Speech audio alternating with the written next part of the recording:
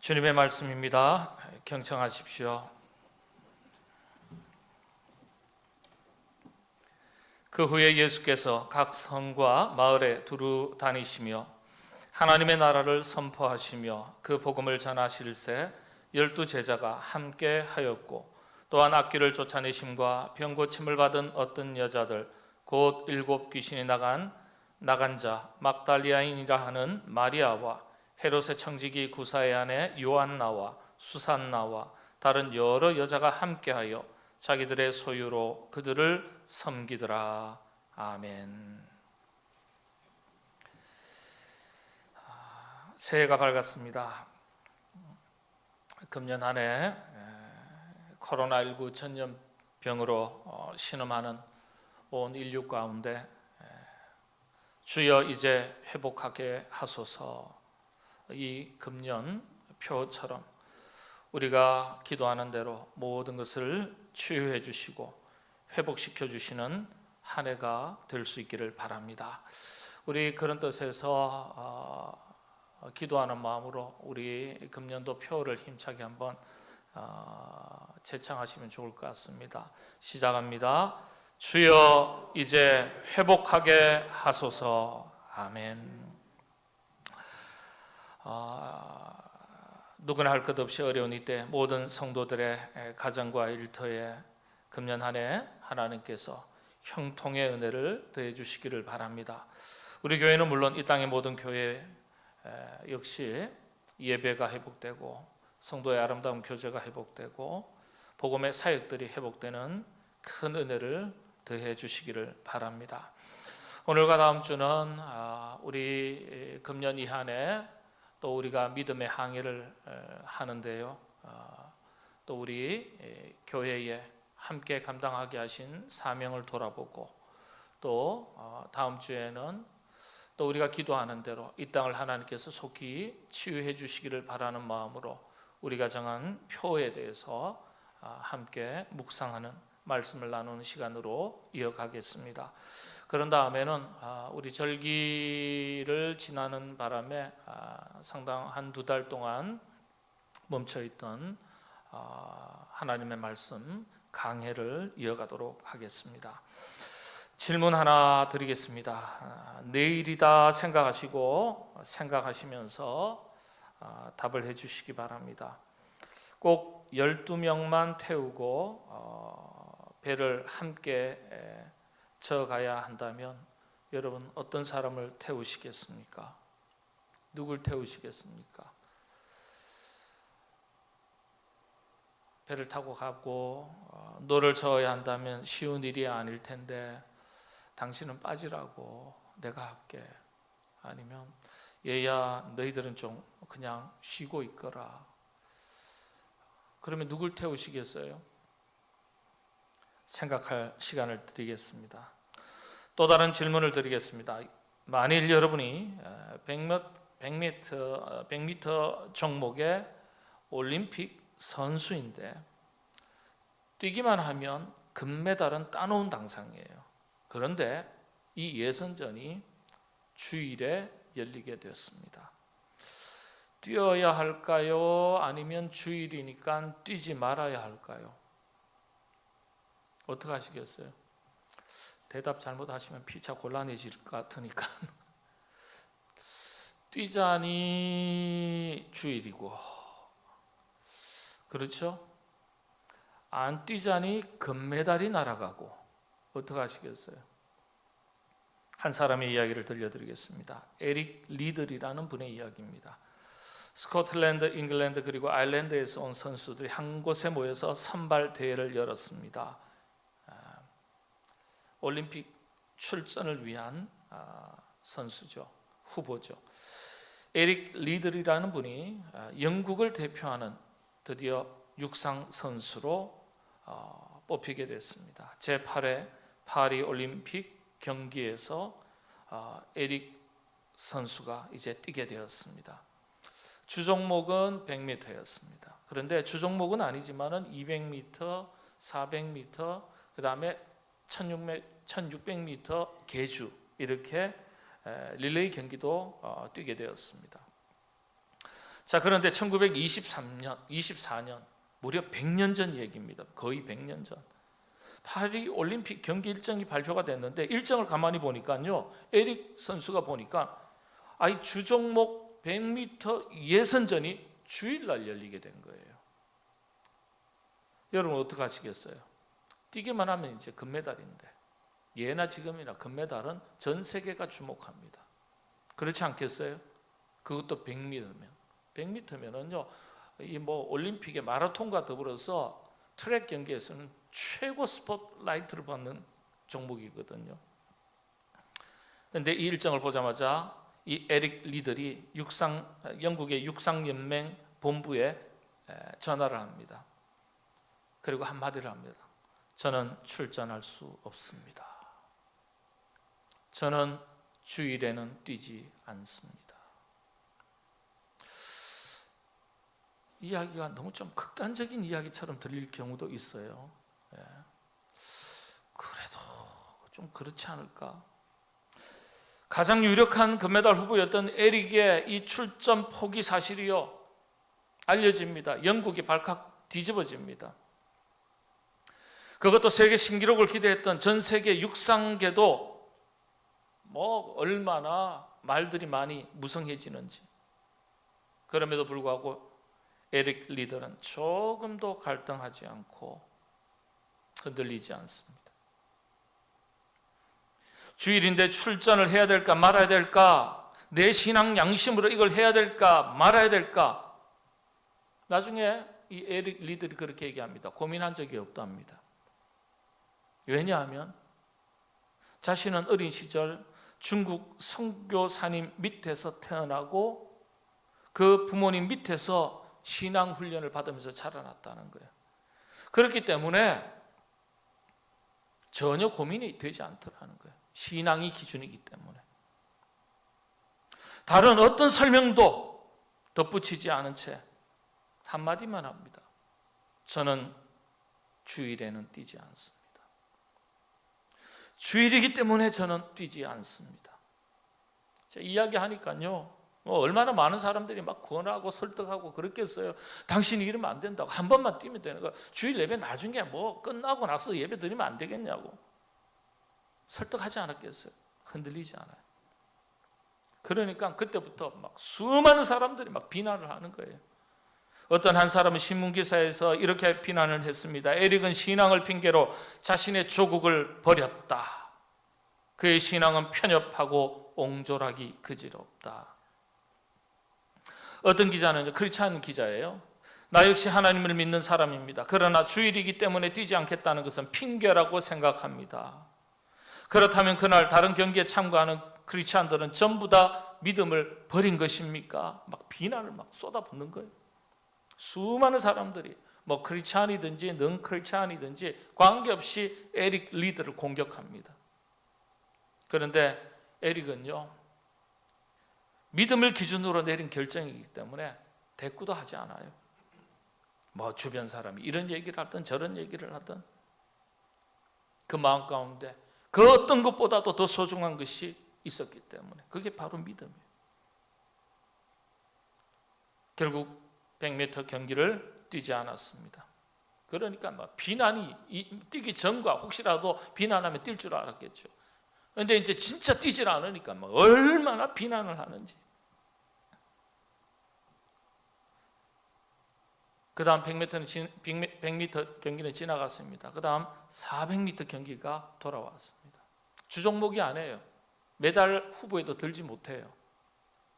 100m 선수는요, 100m에 특화되어 있어요. 그래서 400m 이런 데는 잘 안 돼요, 그게. 릴레이 경기라면, 계주 경기라면 괜찮아요. 근데 그게 아니고요. 400m 혼자서 뛰는 거예요. 자, 드디어 출전했습니다. 그런데 놀랍게도 1등을 합니다. 그것도 세계 신기록을 달성합니다. 지금도 끼어지지 않는 놀라운 기록 하나가 있어요. 뭔지 아세요? 400m 뛰면요, 사람이 처음 출발할 때 힘이 남아도 오니까 막 힘있게 뜁니다. 그런데 절반쯤 지나가면 어떻게 되겠어요? 400m의 절반까지는 힘있게 뛴 다음에 나머지 절반은 어떻게 되겠어요? 속도가 조금 떨어지겠죠. 육상계의 공식이랍니다. 많이 떨어지지 않도록 안배하는 것이 공식이래요.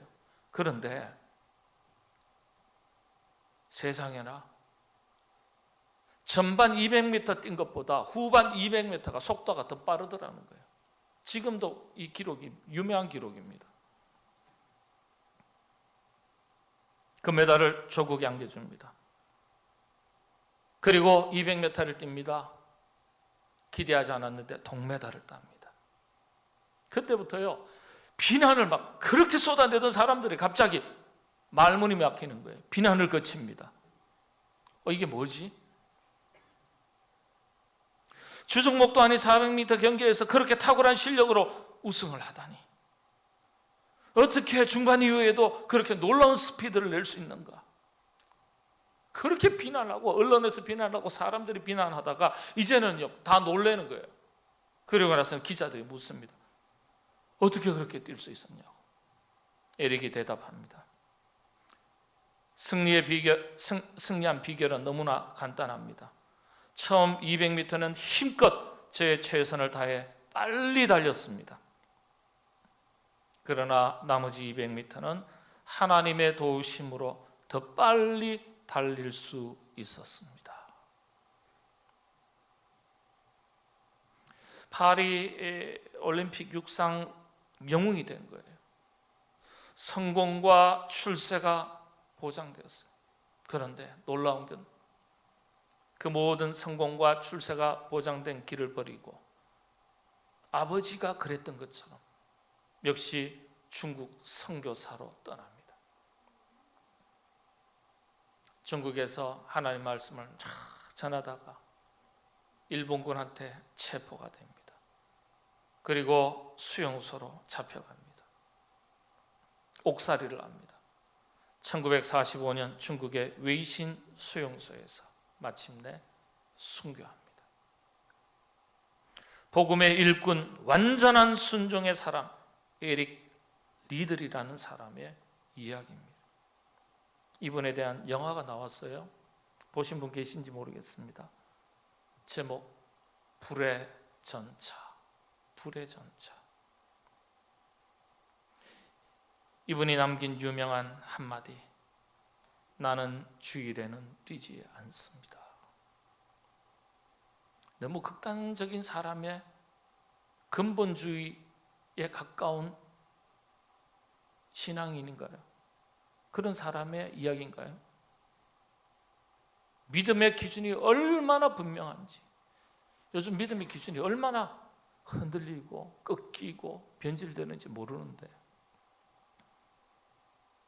이분의 이야기를 들으면서 1924년으로 되돌아갈 수만 있다면 에릭 리더, 이분 꼭 한번 만나고 싶다, 이런 생각이 들더라고요.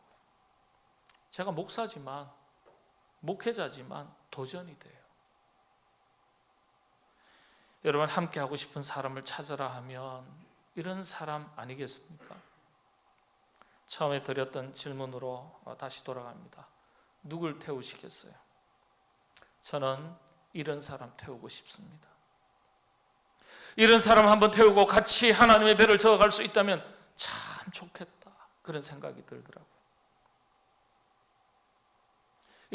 이 이야기를 생각하면서 또 이런 생각이 들었습니다. 주님께서 인류 구원이라는 목표를 세워두시고 하나님께서 배 한 척을 만들어 놓으셨는데, 이 배를 저어가기 위해서 노를 젓는 사람들을 불러 모으시는데 주님께서 아무개야 함께 가자. 2000년 전에 베드로, 안드레, 야고보, 요한을 부르셨던 그 주님께서 지금 또다시 우리의 내면의 성령님의 임재하심을 통해서 아무개야 함께 가자. 우리가 그 음성을 들을 수 있다면 그게 얼마나 큰 영광일까.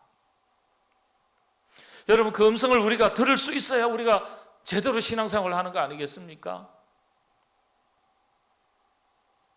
신앙생활을 하면서 수없는 하나님 말씀을 가까이 하면서도 이 우리가 눈으로 읽는, 귀로 듣는 이 하나님의 말씀을 통해서 하나님의 음성, 내면에서 울려주시는 하나님의 음성을 듣지 못한다면 우리 신앙생활 뭔가 좀 문제 있는 거 아니겠습니까?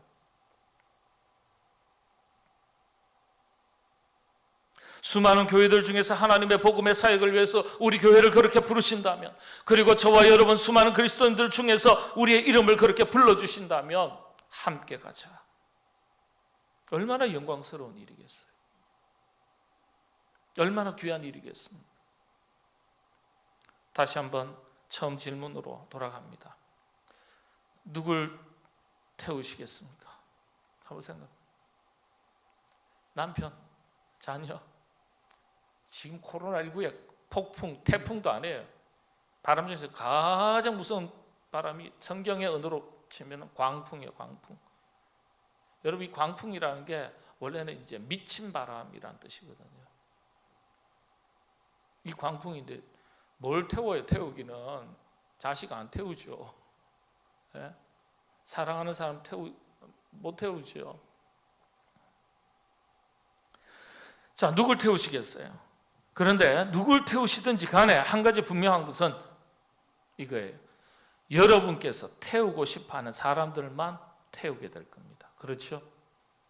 마음에 드는 사람, 마음에 맞는 사람, 내가 싫어하는 사람, 뭐 그런 사람이겠죠. 내가 싫어하는 사람은요, 그 사람이 어떤 사람이라 할지라도 태우지 않을 거예요.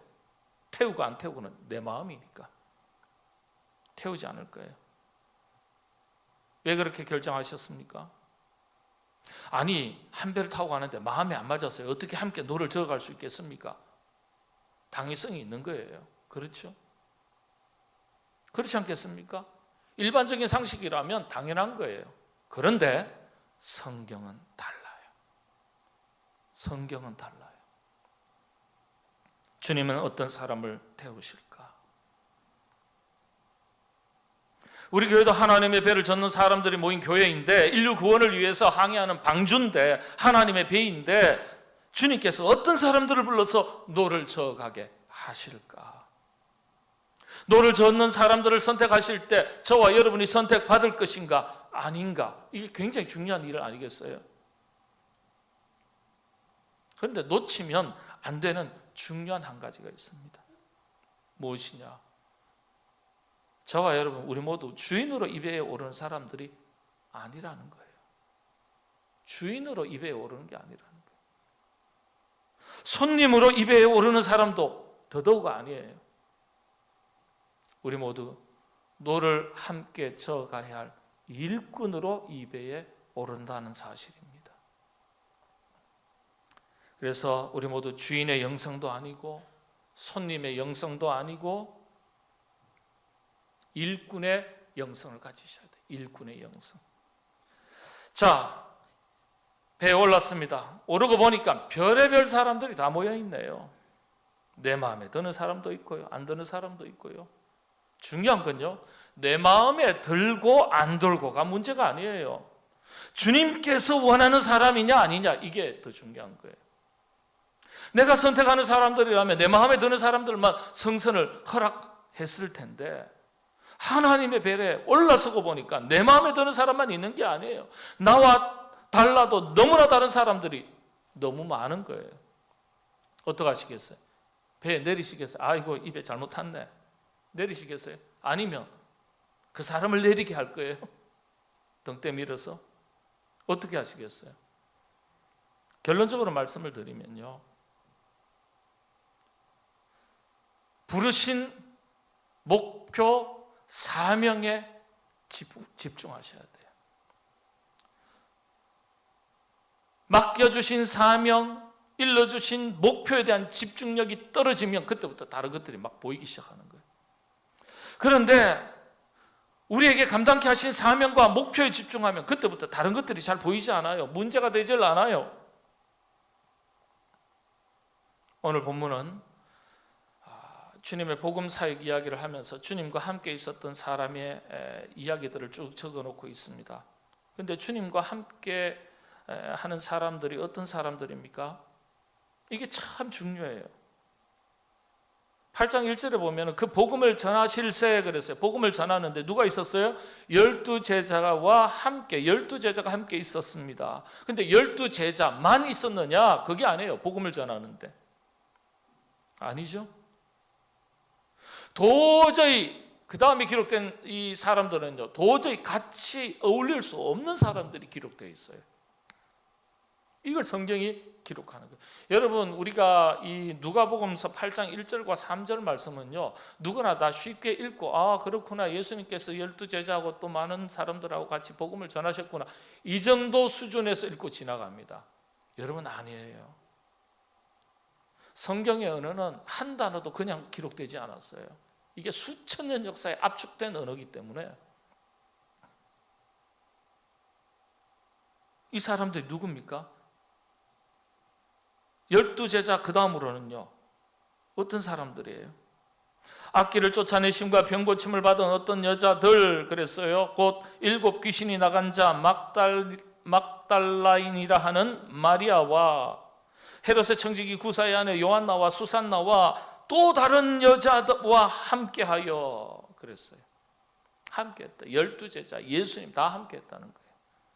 그런데 당시의 문화적 배경의 관습에 여성들의 이름이 이렇게 올라 있다는 것, 기록되어 있다는 것, 이건 파격적인 거예요. 결코 쉬운 일이 아닙니다. 그런데 좀 귀부인들이 올랐다면 괜찮아요. 이 여성들이 어떤 여성인 줄 아세요? 전부 다 손가락질 받는 여성들이에요. 함께 할 만한 여성이었다면 괜찮을 거예요. 면면을 보면 전혀 그렇지 않아요. 가십거리가 되기에 충분한 여성입니다. 예수님도 비난받고 이 여성들도 비난받을 수 있는 그런 사람들이에요. 마리아와 마르다 거리의 여인이었습니다. 몸 팔아서 창기예요. 창기. 몸 팔아서 돈 벌어서 먹고 살았다. 무슨 인생에 기구한 사연이 있었는지 모르지만은 창기였어요. 7 귀신이 들렸다. 여러분, 당시에 7 귀신 들렸다라는 표현은 미쳐도 제대로 미쳤다 이런 뜻이에요. 7 귀신 들린 여자. 그런데 나음을 입었던 것 같아요. 예수님, 이 제자들이 좀 말리지 않았을까요? 예수님, 저 사람들한테 욕 먹습니다. 저런 사람들 가까이 하면. 저런 사람들 데리다가 복음 같이 전하면요, 안 그래도 지금 막 거리의 여인, 뭐 미친 여자, 제대로 7 귀신 들린 여자 이 소리 듣는데 아유, 복음이 설득력 있게 전해지겠어요? 여러분, 헤롯의 청지기, 어떤 성서학자들은 이걸 청지기를 집사라고 표현을 했습니다. 다시 말하면요, 그 집 살림을 총책임지는 사람이 누굴까요? 헤롯 왕, 분봉왕. 여러분, 그러면 예수 믿는 사람들, 저 옆편 내 남편이 헤롯 왕 집살에 개인집 가정 살림하고 있대, 책임 맡고 있대. 우리 예수 믿는 사람들 예수님 전하다가 저 고자질에서 우리 어려움 당하면 어떡하냐? 저 위험한 여자야, 위험한 여성이야. 예수님, 저 곤란합니다. 저 피하시는 게 좋겠습니다. 거리를 두시는 게 좋겠습니다. 그래야 되지 않을까요? 이 내용이 다 들어가 있는 거예요, 이게. 그런데 제자들이 말리지 않았습니다. 여러분들 8절에 보면 그 복음을 전하실 새 12제자가 함께 하였고 함께 하였다 그랬어요. 3절에도 보면 여인들 쭉 소개하고 나서요, 이 다른 여러 여자가 함께 하여, 똑같이 함께 하여, 함께 했다고 기록하는 거예요. 같이 갈 수 없는데 함께 있음에도 불구하고 긴장감이 없습니다. 불평이 나오지 않아요. 경계하지 않아요. 갈등이 생기지 않아요. 왜 그렇습니까? 마음을 어디에 두고 있기 때문에. 복음을 전할세 그랬어요. 복음에, 하나님 나라의 복음을 전하는 일에, 이 사명에 마음을 두고 있기 때문에, 같은 마음을 두고 있기 때문에. 그래서 누구든지 고민할 필요가 없는 거예요. 그렇습니다. 하나님의 사역을 감당하는 일에는요, 누구나 사명에 집중하면 다른 건 별로 문제가 안 돼요. 다른 거는 여성이든지 남성이든지 7 귀신 미쳐도 제대로 미친 여성이든지 그런 비난을 받던 여성이든지 장기라고 손가락질을 받던 여성이든지 관계가 없어요. 배웠든지 못 배웠든지 문제가 되지 않습니다. 오늘 성경이 그걸 얘기하는 거예요. 그런데 우리가 세상은 어떻습니까? 심지어 우리 그리스도인들조차도 어떻습니까? 저 사람이 이래서 안 된다. 이 사람 저래서 안 되겠다.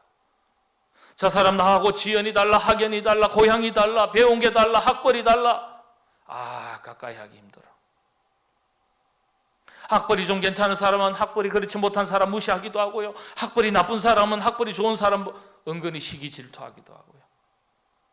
배경으로 차별하고요. 경제적인 능력으로 차별하고요. 자존심 때문에 차별하고요. 생각이 달라서, 가치관이 달라서 양극단으로 나누고요. 진영으로 나누고요.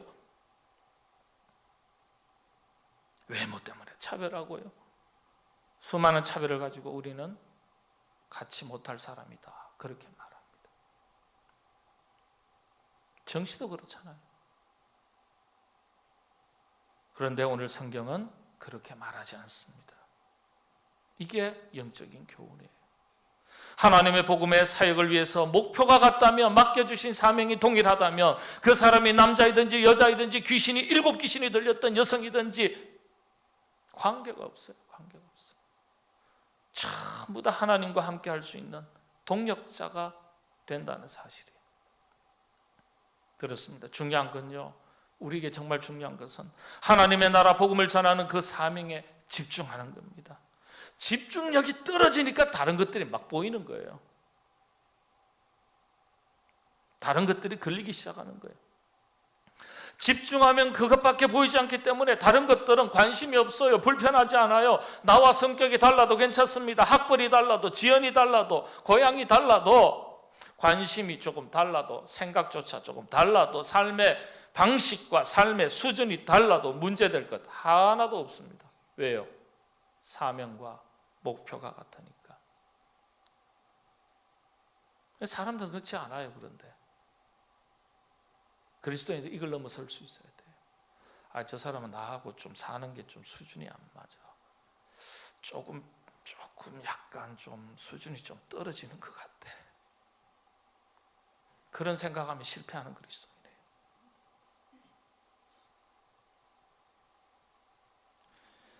여러분 마음속에 다른 조건들은 조금 만족스럽지 못해도 하나님 나라의 복음을 증거하는 일에 도움이 된다면, 그 마음만 있다면 서로 좋은 동력자가 될 수 있습니다. 여러분, 우리 교회 공동체, 신앙의 공동체가 그런 공동체가 될 수 있어야 이 배를 잘 저어갈 수 있습니다. 2021년 그런 마음으로 코로나19의 이 광풍 속에서도 여러분 맡겨주신 복음의 사명을 가지고 힘차게 여러분 감당해 나가시게 되기를 바랍니다. 그래서 사도 바울이 그런 고백을 했어요. 사도 바울이요, 빌립보서 1장 15절에서 18절의 말씀을 내용을 보면은 참 기가 막힌 고백이 있어요. 이 말씀하고 본문의 말씀하고 연결되어 있는데 이런 말씀이에요. 어떤 이들은 그렇죠, 투기와 분쟁으로, 어떤 이들은 착한 뜻으로 그리스도를 전파하니, 그러면 무엇이뇨? 외모로 하나 참으로 하나 무슨 방도로 하든지 전파되는 것은 그리스도니 이로써 내가 기뻐하고 또한 기뻐하리라. 이게 뭐냐면, 여러분 배경이 이 빌립보서의 배경이 이렇습니다. 지금 어떤 사람이 사도 바울이 은근히 미워요. 그 사람도 복음을 전하는 사람이에요. 그런데 사도 바울이 너무 복음을 잘 전해요. 권위가 높아지고 이름이 막 올라가고 주목받고 칭찬받으니까 어떤 사람들은 그래, 나도 저처럼 열심을 내야지. 야, 나도 사도 바울보다 좀 더 열심히 잘해봐야지. 그렇게 착한 마음으로 복음 전파에 열심을 내는 사람들이 있었다는 거예요. 그런데 어떤 사람들은요, 시기하고 질투하는 마음으로 사도 바울을 지켜보는 사람도 있었다는 거예요. 불신자들의 얘기가 아니에요. 근데 사도 바울이 그걸 알았어요. 자기를 시기 질투하는 사람도 있고, 야, 사도 바울 자신처럼 열심히 복음 전해야지 하는 착한 마음으로 부러워하는 사람도 있고. 그런데 사도 바울이 뭐라고 고백하느냐 하면요, 무슨 방도로 하든지 외모로 하나, 참으로 하나, 거짓으로 하나, 시기 질투로 하나, 관계없이 그리스도가 전파된다면 기뻐할 일이 아니겠느냐. 야, 저 사람이 나보다 더 열심히 했으니 인정받고 칭찬받겠네, 그런 시기 질투하는 마음이 생기는 것이 아니라 전파하는 것은 그리스도니 내가 기뻐하고 또한 기뻐하리라. 이 마음을 가져야 된다는 거예요. 이 마음을. 사도 바울의 고백이 이런 고백입니다. 하나님께서 우리에게 주신 사명, 목표 하나만 분명하면 나머지 다른 모든 것들은요, 우리가 이해하고 내려놓을 수 있어야 된다는 거예요. 성경이 그걸 얘기하는 겁니다. 그래서 오늘 성경은 2절 3절에 주님과 함께 했던 12제자 외에 다른 여성들의, 그것도 남자들이 아니라 여인들의, 여인도 그런 괜찮은 여인들이 아니라 당시에 손가락질 받던, 경계하던, 긴장하던 그런 여인들의 이름을 쭉 적어 놓는 거예요. 그래서 사도 바울은 또 이렇게 고백합니다. 고린도전서 12장 13절에서 우리가 유대인이나 헬라인이나 종이나 자유자나 다 한 성령으로 세례를 받아 한 몸이 되었고, 한 몸이 되었고, 복음의 사명으로 한 몸이 되었다는 거예요.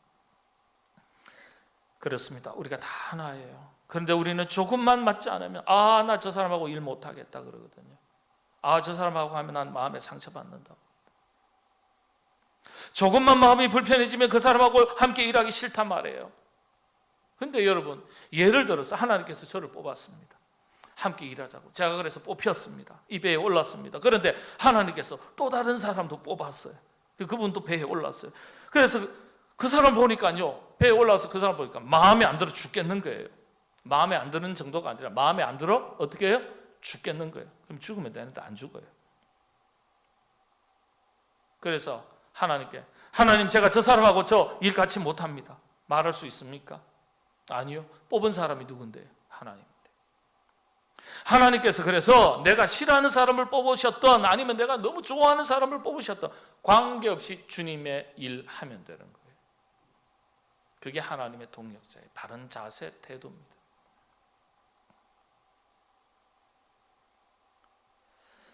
오늘 결론입니다. 그렇다면 주님과 함께 동력하겠다는 사람의 바른 태도, 자세, 어떤 것이겠는가? 오늘 3절은 우리에게 중요한 것 하나 더 가르쳐 줍니다. 3절은 우리 같이 한번 읽어보실까요? 시작합니다. 헤롯의 청지기 구사의 아내 요한나와 수산나와 다른 여러 여자가 함께하여 자기들의 소유로 그들을 섬기더라. 하나님과 동역하는 사람들은요, 자기의 소유를 주를 위해 쓸 줄 안다는 거예요. 자기 소유를 가지고 주님을 섬기고 12제자를 섬기고 복음을 전하는 일에 섬겼다는 거예요. 여인들이요. 그런데 이 여인들이 어떤 여인들입니까? 가난한 여인들이에요. 물론 그렇지 않은 여인도 있겠지만은요, 몸 팔아서 모아둔 돈을 가지고 어디다 써요, 여러분? 무슨 돈이 많았겠습니까? 7 귀신이 들렸다가 이제 겨우 살아났는데, 자기 먹고 살기에도 급급한데, 그런데 자기의 소유로 그들을 섬겼다. 하나님의 나라의 동력자의 그 아주 참 아름다운 마음을 볼 수 있는 거예요. 그래서 내가 가진 게 많든지 적든지 그런 것 없이 주님 위해서 내가 쓸 수 있다는 것. 여러분, 목표가 같으면, 그리고 한 마음이 되면 그렇게 할 수 있습니다. 자기의 소유로 저희를 섬기더라. 혹 이런 말 들어보셨습니까? 하이엔 오디오, 슈퍼 슈퍼 하이엔 오디오라 그러죠. 최고가 오디오 시스템을 가리키는 말입니다. 이게 감당하시는 우리 집사님 계신데 어디 계시나요? 오늘 오셨나요? 언제 사부 때 오실래나? 여러분, 이 마니아들이요, 가정용인데 수억짜리 전축 오디오를 사요. 음악을 좋아해서. 근데 전축을 사면, 앰프를 사면 케이블 선도 사야 되잖아요. 근데 케이블이요 4천만 원, 1억, 2억, 3억 한대요. 케이블 그래봐야 스피커하고 앰프하고 연결하는 거 5개밖에 안 되는데 한 개 몇 천만 원. 선값만 그렇습니다. 근데 이걸 전문적으로 취재하는 기자가 있습니다. 그 기자의 이야기입니다. 슈퍼 하이end 오디오 소유자들을 취재를 했더니 한결같이 열정의 사람이었다는 거예요. 기사가 그래요. 어떤 열정이냐 했더니 이 음악을 사랑하니까 빈필 하모니 오케스트라 아주 멋진 연주를 가서 실황으로 듣지는 못하는데 자기 집으로 통째로 가지고 와서 듣고 싶은 그런 열정이 있다는 거예요. 그래서 그런 열정 때문에 어마어마한 돈을 투자한다는 거예요. 돈이 많아서 그럴 수도 있겠지만요. 남들이 볼 때는 상식 밖이잖아요. 그 기사를 보고서 야, 그렇구나. 열정이 있으면 투자하는구나. 하나님 나라 복음에 대한 뜨거운 열정이 있으면 엄청난 대가도 지불할 수 있구나, 이거예요. 이렇게 비싼 것, 여러분 케이블 몇 개, 전기선 몇 개인데요, 그걸 어떻게 몇 천만 원, 몇 억씩 주고 삽니까? 정신 나가지 않고 써요. 그런 열정이 있다. 빈필 하모니 오케스트라의 그 실황은 듣지는 못하지만은 더 현장감 있고 생생하게 듣고 싶은 그 욕망과 열정이 있어서 지불한다는 거예요. 열정이 있다면 기꺼이 엄청난 비용도 지불하는데, 하나님 나라의 복음을 전하는 일에 내가 뜨거운 열정이 있다면 비록 내가 가진 것이 별로 없지만 내게 있는 것으로 주님을 드리고 섬기고 복음의 사명을 감당하지 않겠습니까? 주님 나라에 대한 복음의 열정이 있는 사람은 그래서 대가를 지불할 각오를 하는 사람들이에요. 저는 우리 모든 성도님들께서 주님께서 맡겨주신 복음의 사명을 잘 감당하는 열정을 가지고 한마음 한뜻이 되어서 하나님의 배를 힘차게 저어가는 2021년 새로운 이 한 해가 될 수 있기를 바랍니다.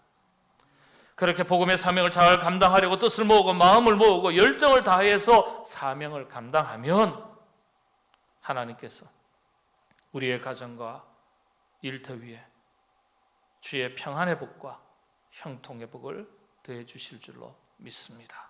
그런 은혜가 이 안에 넘치시게 되기를 바랍니다. 기도하겠습니다. 하나님 은혜 가운데 2021년도 시작합니다. 하나님의 배를 저어가는 사람으로, 일꾼으로 한 공동체 되게 해 주셨으니 한마음 한뜻이 되어서 맡겨주신 복음의 사명 힘있게 감당하며 열매가 가득한 이 한 해가 되게 하여 주시옵소서. 코로나19 상황 속에서 참 어려운 시절을 누구나 할 것 없이 지나는 중입니다. 속히 치유와 회복의 큰 은혜를 더하여 주셔서 교회 예배가 회복되게 하시고 성도의 교제가 회복되게 하시고 일상의 모든 삶이 회복되게 하여 주옵소서. 금년 이 한 해 마칠 때는 하나님의 큰 은혜 앞에 다시 한번 감사의 고백을 드리며 마칠 수 있는 그와 같은 한 해가 되도록 은혜 내려 주시옵소서. 예수님의 이름으로 기도하옵나이다. 아멘.